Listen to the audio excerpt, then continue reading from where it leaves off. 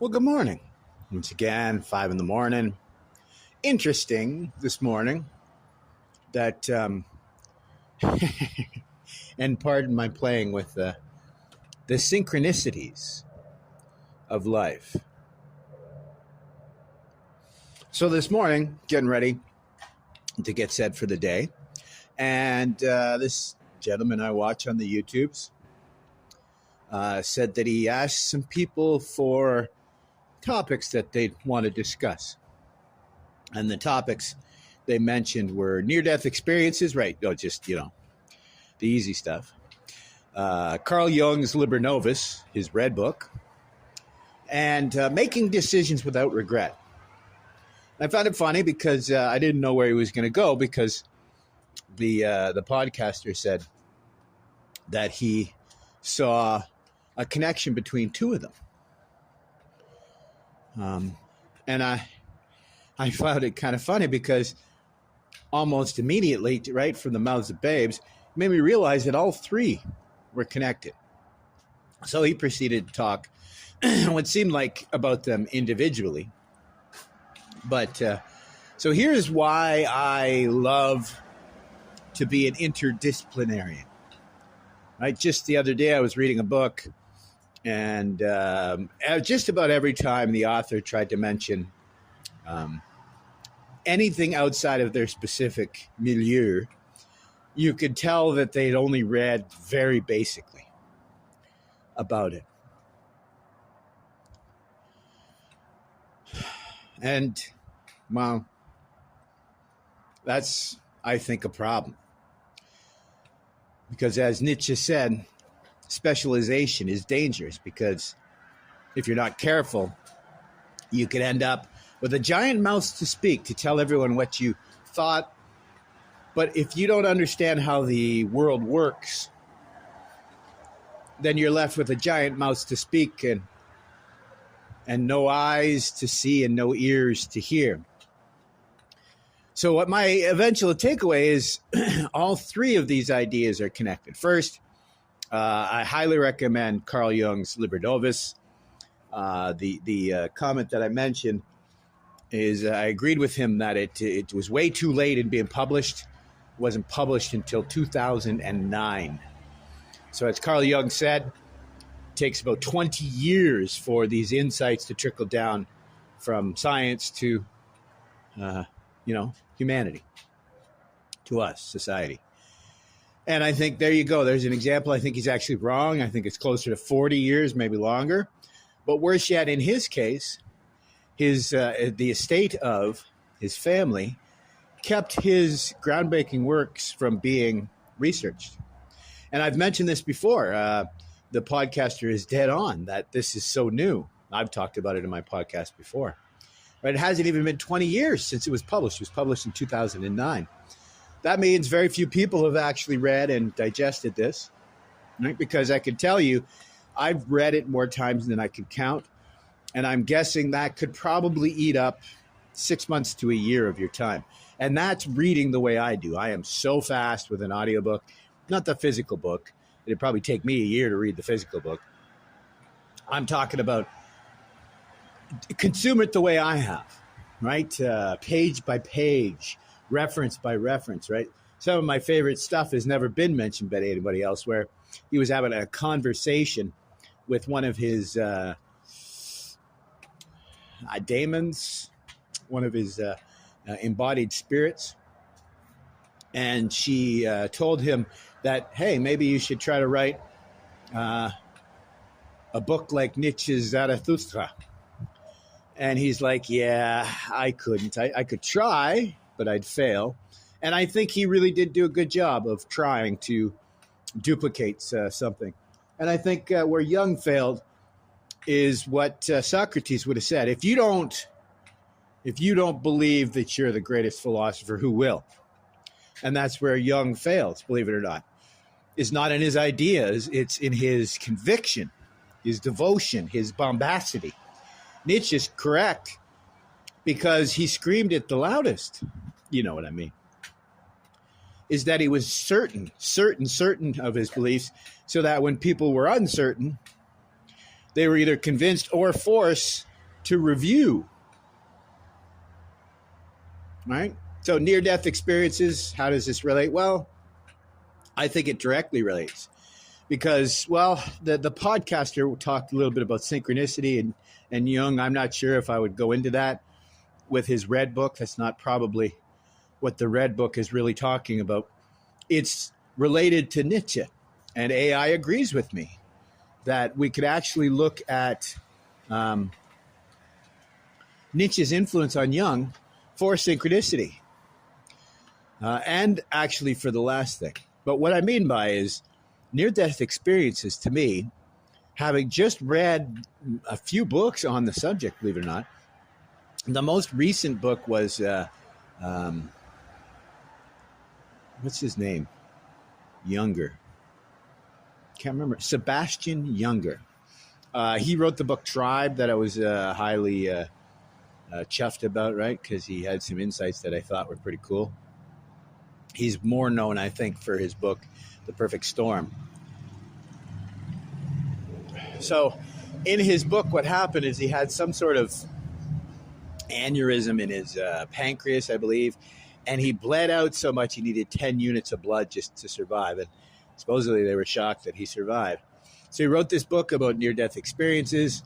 Long story short, I don't think a near-death experience is much different from our experience of awe, of wonder. Right? If you've been following the podcast, you know how much I've talked about this idea of what we experience is, as Nietzsche said once again, is reliant on our meaning-making machine, the matrix, meaning-making matrix, which is the mind. Right? The mind is a meaning-making matrix. That's what it's there for. It's designed to see into entropy, into chaos, and see meaning, just as we see into clouds and we can see sheep and faces and all sorts of cartoon characters, right? So I don't think near-death experience is really that different from, say, the epiphanies of a philosopher, a eureka moment, or clear light insight of meditation, vision quests of our Aboriginal brothers and sisters, or just simply fasting, sweat lodges, even psychedelics are windows into this experience. They're all windows into very similar experiences. Arguably, some people think it's when you come close to death, DMT, endogenous DMT, meaning DMT that we've produced that's existed inside of us. It's not an external DMT that we take, or we release DMT, and it's kind of like this feel-good chemical, I guess, to make us right with whatever the situation may be. And I wonder if it connects to a study that they did, and it said that they saw a connection between creativity and an eye for the obscure being toned down. What do I mean by that? So they said that creatives also had this tendency to see the obscure, the rare, the novel as equal to the mundane. It seems it just doesn't seem to make sense. You'd think that these creatives would see much more salience. What they call this is salience. I don't know exactly the term, but it's what Vervaeke calls perspectival thinking, or salient, whatever is important. And we draw from this based, again, like Nietzsche said, from our own decision. We are the Schätzenden, I think is how he put it. We are the evaluators, right? We do the evaluation. We decide value. Therefore, we decide meaning, because what we value is our treasure. It's what we create, right? Even as he says, let yourself be your greatest creation. Obviously, that's what it should be. The greatest creation should be the self, right? We create art to help in creating ourselves. Right, so it agreed with me when I punched this into AI, this idea that near-death experience, well, I haven't done the near-death experience, but this idea that meaning and value, your love of life are all interrelated. So again, the final question was about like, how do you make a decision without regret? Now, the podcast we talked about that, they're terrible at making decisions. They usually just go eeny, meeny, miny, mo. And it was funny because it reminded me of something completely unrelated. It's a joke I used to tell about what Buddhism really is. And also one of my favorite quotes from Carl Jung. This idea that, how did I put this? Well, when I said it about Buddhism, I said that the goal of Buddhism was to be present, obviously. But the way I explain this is, are you a jerk? Don't be a jerk. Repeat. So you continue to ask yourself this simple question, right? Am I being the best possible human being, right? If I'm not, start being the best possible human being and repeat. So it's sati sampajanya.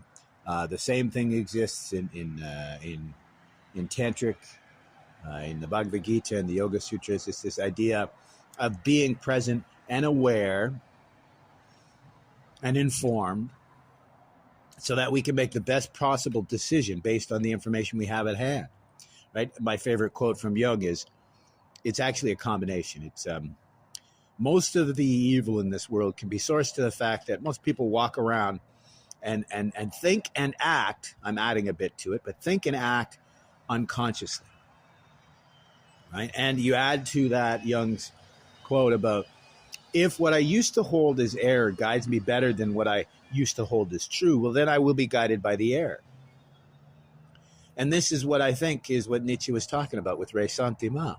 So many of us are just reacting to something that happened in the past, and we're not winning or learning. Because if something happened to us in the past, we should learn from that experience, and we should actually react in a different way. It fits in with William James and Lange's idea of what emotions are. Emotions are just arbitrary experiences that come about because of our physical reactions, right? We assume that we're going to be scared, and that causes a heart rate rise, and it's almost a self-fulfilling prophecy. There's no scared, but if we convince ourselves of the existence of scared, our heart rate will rise, and then we'll have an experience of being scared,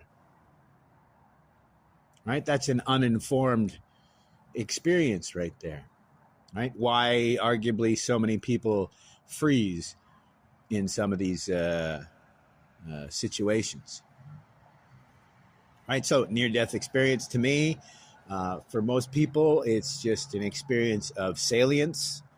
They're starting to see their value in the world, or the value of life, or whatever it may be. They're seeing value, they're seeing meaning, they're seeing hope, whatever it might be. Carl Jung's Red Book talks about this exact same thing. It's talking about the eternal return and amor fati, not as strongly as Nietzsche, but this idea that life, whether you label it good or bad, right, is life. That's what vicissitudes means. It's all of the crappy things that happen to us in life, but life is a series of those little crappy things, right? It is what we make of it. And so for me, the secret to life is to be as informed as you can be, kind of like politics, right? Be an informed voter, be present, be aware. And if you're lied to by the politician, they say they were going to do this, that, or the other thing, and you based your decision on that, well, then there's no regret, really, because you did your best job. I think that is our goal, is to be as informed as possible.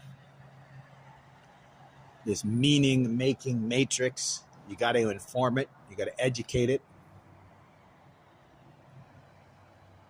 of both your present circumstances as well as previous experience, because all of those come together to inform our imagination. And sometimes we would call it induction. I myself believe that induction isn't quite what we think it is.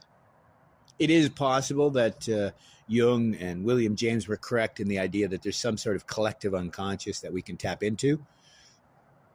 I personally think that this meaning-making machine, the mind, I think is the greatest computer that's ever been created. And as Nietzsche said, when we come up with this fabulous idea, we think so little of ourselves that we attribute this idea to something external. And I think that's where induction is coming in. I think in philosophy, this open problem of induction is just that we have a problem. We're incredibly egotistical. Whereas, actually, last night, just out of the interest, once again, here's a new interpretation of Nietzsche no one else has put forward. So when Nietzsche says we're the most gregarious of animals, I was initially a little confused because I thought he meant something different. Because as I studied, most scholars, in fact, the majority, all of them actually, I haven't heard anyone come up with this interpretation. They argue we're the most tribal, right? We group together, that sort of idea of gregarious. But for me, when I read it, again, being just, a nobody, not having been influenced by somebody else's interpretation, because as I said, I tend not to read the introductions until after I've read the book. So for me, it seemed pretty obvious, as I've said with other Nietzschean dialogue, that he means it in multiple ways. So I believe, and I ran this past AI, and it agrees with me 100%, I believe he meant it in multiple ways, multifaceted. Not unlike Balzac, it's kind of hard to translate from French because what he says means so much more than the words on the page. Right? So here Nietzsche is saying that, yes, we are the most tribal, we're the most gregarious, we group together, right? We find our identity in the group. We, as my professor said last weekend about the Gita, we find our identity within the group, and it's painful if we're ostracized from the group. But at the same time, there's a balance to be had that we have to find the individual within the group. And this is what Nietzsche was talking about. I believe he meant we're the most gregarious animal because we're also the loudest. As Socrates said, which I probably would be right in saying that Nietzsche wasn't a big fan.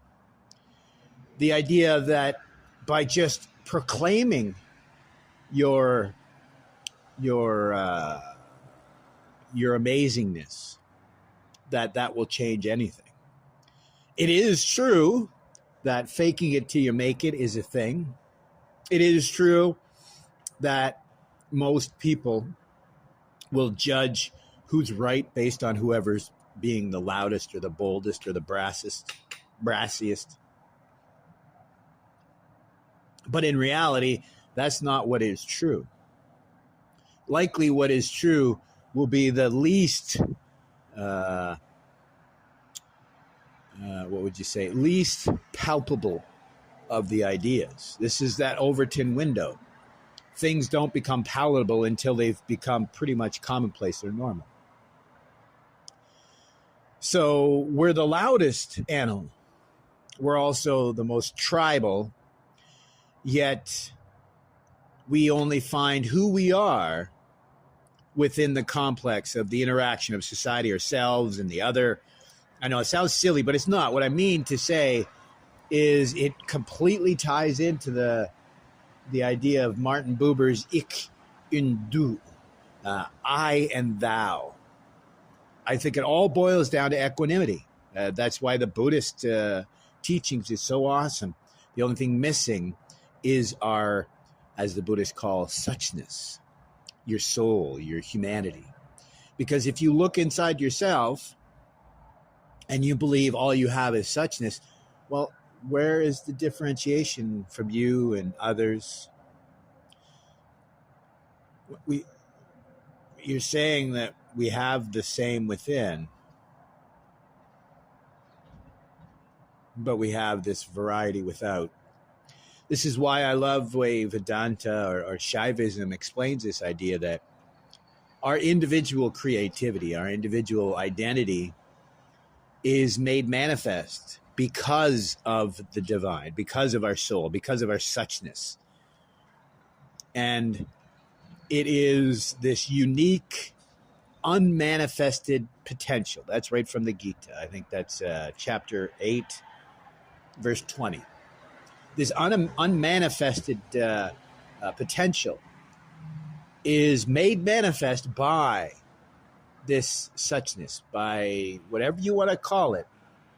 I believe that you don't have to know what this life force, right? Call it Kundalini, call it Chi, call it Zele, call it Spirit, call it Ruach, whatever you want to call it. This potential for the greater. As Carl Jung said, modern man is one who stands at the edge of a void, contemplating his future. That's what he means, right? Not emptiness, but shunyata.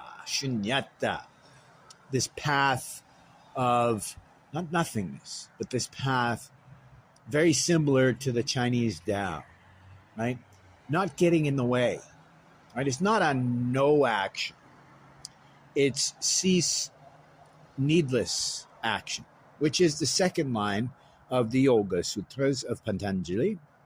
And let me try here. So it's Yoga Chitta Vritti Narodaha. So it's Yoga Chitta Vritti Narodaha. And so yoga is, right? So this practice of self, of reconnection with the divine, is chitta. Chitta is our consciousness, our being, ourself, our individualized being, our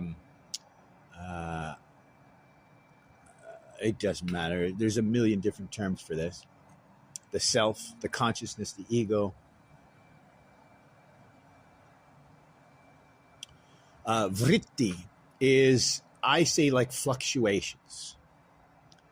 And Naroda is to cease, to end, minimize, reduce. So yoga is the ceasing of the needless fluctuations of the mind. The way I've explained it, it's very much like that old aphorism about the two monks arguing about the flag, and then the monk sticks his head out of the window. And so the two monks are saying, is my mind, the mind moving, or is it the flag that's moving? And then the older senior monk sticks his head out and he goes, it's your lips that are moving. So it's the idea of a flag. A flag's job is to flap in the wind so that you can see the symbol, the message that it's trying to share with the world. And so you're not going to cease flapping, because then the flag is worthless, useless. It no longer has its original intention as us. We're meant to bring this divinity into the world, make manifest. Right? It's our living that can bring about our liberation. It's not the lack of living, as the Gita explains. It's about karma yoga. It's about action, about doing. Right? But if a flag flaps too much in the wind, it ceases to be of value as well. Right? Because if you've ever seen a flag in a windstorm, I mean, never mind, I talked about this before. And I used the example of the flag at the church up the road, that it had blown around so much that it was just in tatters, completely torn. And you really probably wouldn't have any idea what the flag was meant for. Right? Same as if the flag is blowing too hard in the wind, then you're not going to get the message of what it is.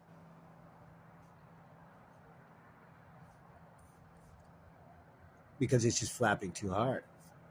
So here's your relation. It's Yoga Sutras, it's the Bhagavad Gita, it's Buddhism, it's Tantric practice, it's Christianity, it's New Age. It's simply this idea of knowing that you are special. There's something special about you. realizing that's something special, recognizing that's something special, either in the world or within yourself. And then when you recognize that's something special about yourself or about the world, let's hope that you can share that with others. And what I really meant to say is you can see that in others, but I like that. Share that with others.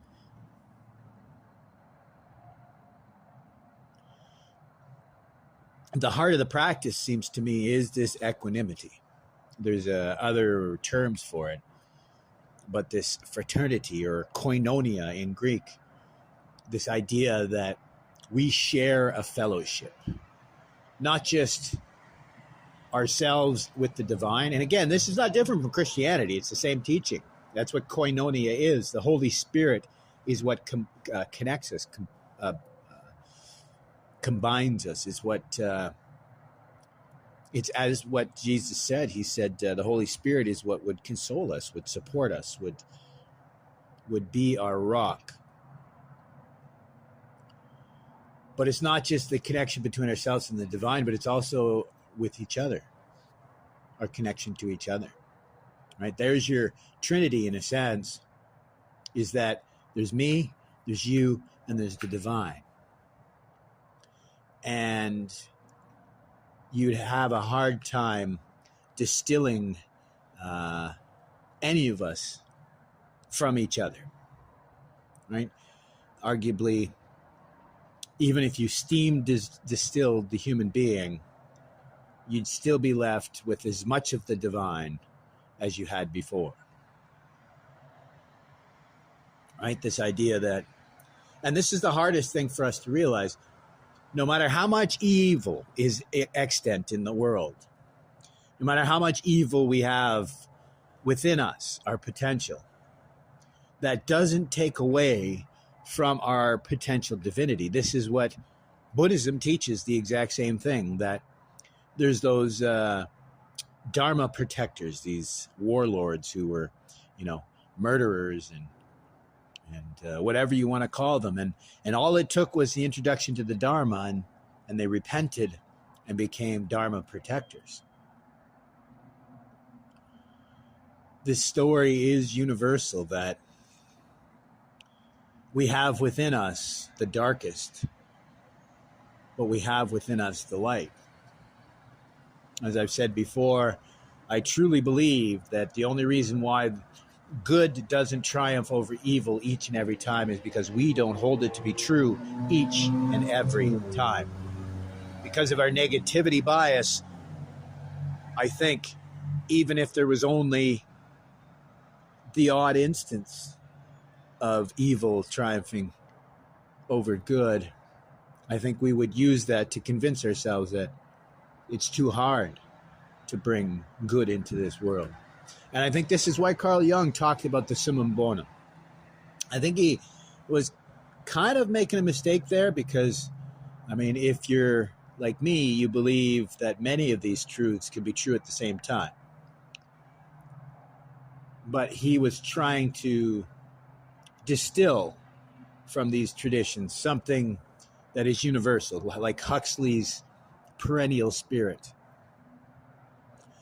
But I think, as my professor said, you can't do that. Because yes, even if you distill these practices, these ideas, these beliefs, our very selves, if you distill it down to our very core, you'll still be left with all of the divinity you started out with, but what you'll be left with is nothing to interact with. I think this is why we're given our physical bodies. We're spiritual beings having a physical experience. And what I mean by that is, I think it's our failings, our perceived limits that allow us to produce so much more. I think our infinite potential has to do with our hubris as much as it does with our our charity, our generosity. I'm starting to realize that these lines are blurred. And this is what St. John of the Cross was talking about. That this stuff doesn't become obvious until you're actually seriously walking this path. Once you begin to walk a path of self-discovery, self-actualization, understanding yourself and reality, understanding others, wanting to bring more good into the universe, or even just wanting to, in my case, to stop bringing about so much evil in the universe. You know what I mean? I think it's at that point that we begin to realize that this path is far simpler than we could ever understand. But to get to that point, as Thomas Merton said, he said, when he first joined the Trappists, he said the young monks were desperate, leaning up against the wall for support and desperately praying for answers to questions that, well, I don't think they really understood. And he said, whereas the senior monks would sit up under their own power, and they were beyond the need for answers because many of them had realized that our goal is to get past the questions. Our goal is not to find answers. There is many things in this universe that do not have answers. Or, as I've said before, we may not be capable of understanding. We may not be prepared yet, or as I meant, we may never be able to understand some of the truths of our existence. But I guess on that, I'll just leave it. I just wanted to share how a simple video can show the incredible synchronicity, synergy in things. There may be no actual connection between near-death experience, Carl Jung's Red Book, and making decisions without regret. But at the same time, there's this idea of 6 degrees of separation, that almost nothing is further than 6 degrees of separation from each other. And I argue, well, a case maybe could be made that you could say that about just about anything in this universe.